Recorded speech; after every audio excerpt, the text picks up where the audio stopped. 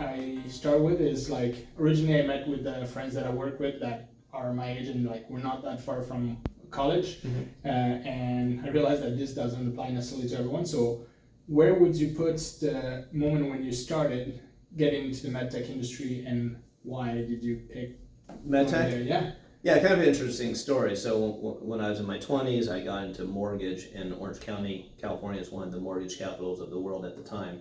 Obviously, we had a little hiccup with the Great Recession or so on with the collapse of finance. So I was kind of forced to find a different industry or wait that industry out. And then one day, I actually received a call from an aerospace company to do sales in there, and then I called someone I knew from CleanCut at the time and said, "Hey, what do you think of this?" It turned out just to be great timing because they just had an opening, and I interviewed for their position and actually decided to take medical over aerospace. And I didn't know which way to go, didn't know much about either.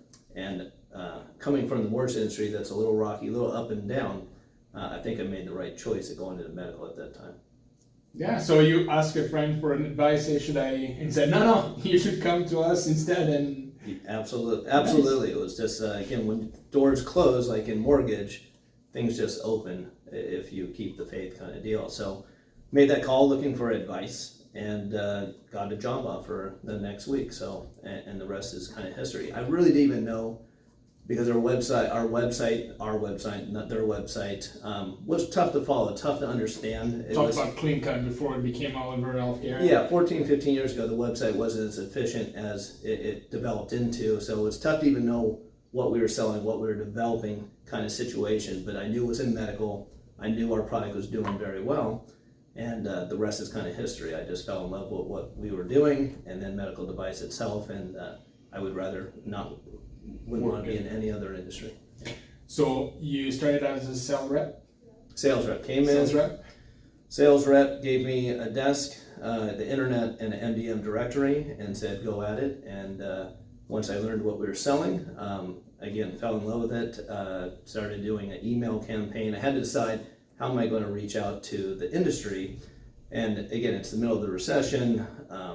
What our company wasn't really integrated into the fabric of medical device. We had a product that was good for it, but didn't know much about the medical device industry. So I just had to read up, started going to MDM shows, started talking to people, trying to get closer to the industry, and it just seemed to work out. So between my very rudimentary email campaign that I did one email at a time, having to search LinkedIn, I think the place was called Jigsaw at the time for emails, just emailed everybody a custom email basically every single time, and projects just started to roll in slowly after that. So did a lot of long days, cataloged a lot of names, and the industry was just so friendly. They had a need, I had a need, it just seemed to match up.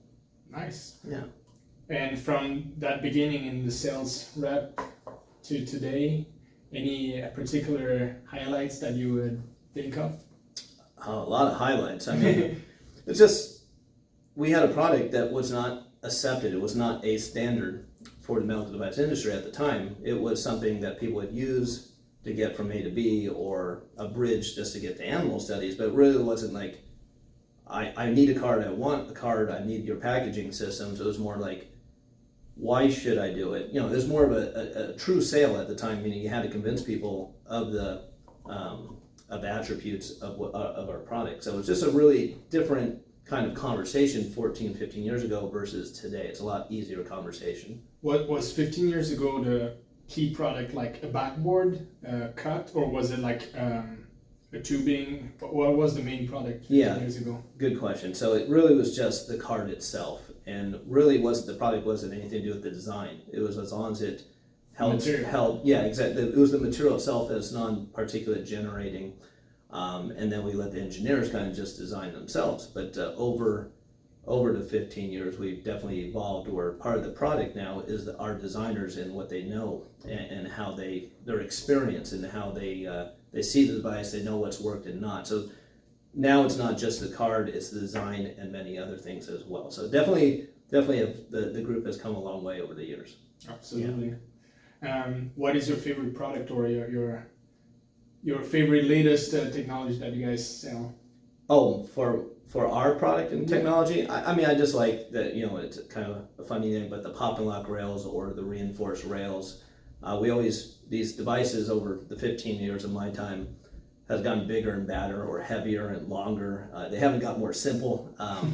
So we would always do a reinforced rail so you could perform the septic transfer, it'd be more rigid, the card itself, or it would help pass testing, but it'd take 2, 3, 4 minutes of cycle time or putting them together by hand. So the pop and lock has allowed us to do all the hard work, assemble it, ship it flat, and then you just put a little pressure on it, and it clicks and locks into place. And now instead of 2 to 4 minutes, you have 15 seconds. So to me, the one negative, if not done right, is assembly of cards. But if you can start coming up with better ways of doing it or easier ways to do it, then yeah, that's one of my favorites. So it's HDPE card that pops in like rigidify with the rails that you add. Mm-hmm.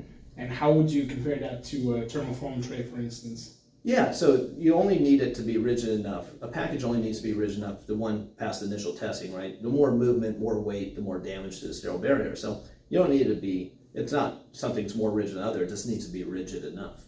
And then for, say, septic transfer, same thing. It just has to be able to go from A to B and not flop to the ground or keep stable and controlled and get into the sterile barrier, the sterile field. With a thermoform tray, you can't really break it down quite as much, so it's a little bit, so the good side, it's really rigid, does all those things, but it's harder to break down. You can't fold it in half, and with the cards, you can roll it up, you can break it down very easily. So again, trays are fantastic and they're the gold standard, but there's benefits to the card, there's benefits to the trays. Cost and everything as well. Yeah, again, they work together. Sometimes they do work together where we design them together, and it's fantastic.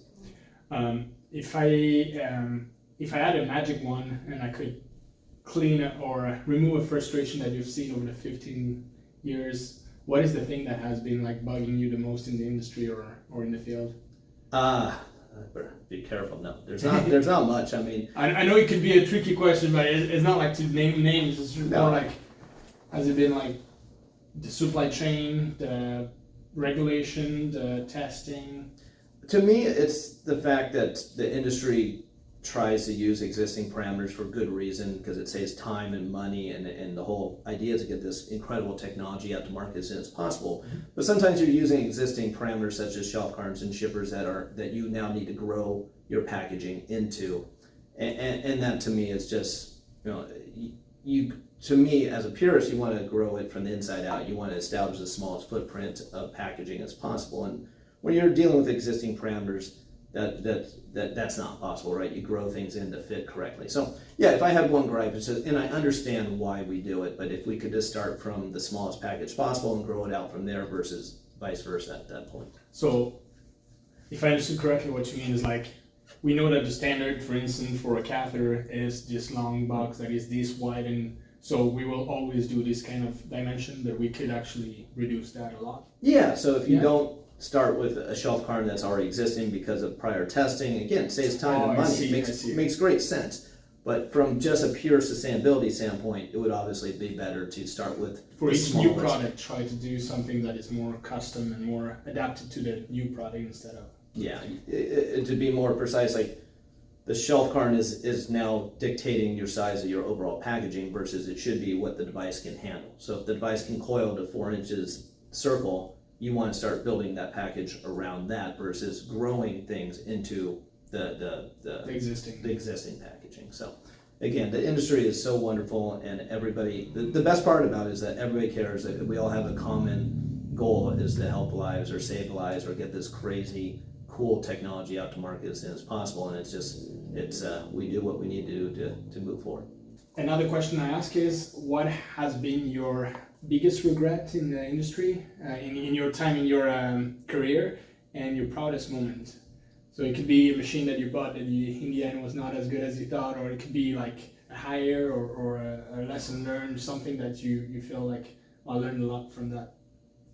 Biggest regret, that's tough. I mean, I guess not getting into the industry sooner. I mean, it's such a comfortable, fun, problem-solving industry. I just wish I knew about it sooner.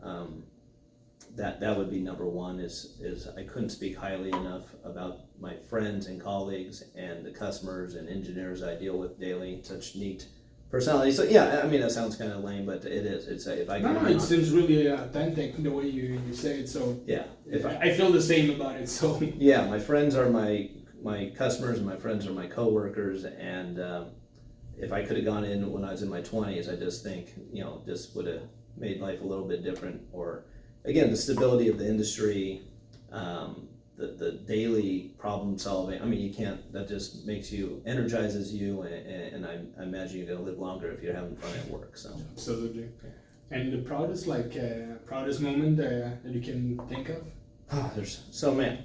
Proudest moment that I can think. I think it's just each project that actually gets past testing and is used.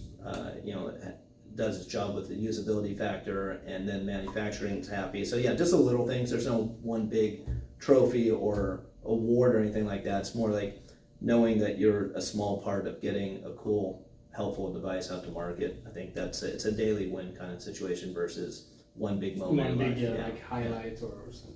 Yeah. Okay. Thank you so much for your time. I really appreciate. Thank you. Is there anything that you can think of that people should know about Oliver Healthcare that maybe would be worth sharing? Absolutely, I could say that wholeheartedly, sincerely, they care. They have a mission to do positive for the industry, and that I guess the whole industry, and I'll talk about Oliver, is that, and I think I said it. We all care. There's a mission. It's a motivation for life to get these, to be a small part of the success of the product and saving lives situation. So no, Oliver, they're trying to they're expanding their global reach. They have high quality people as well as product.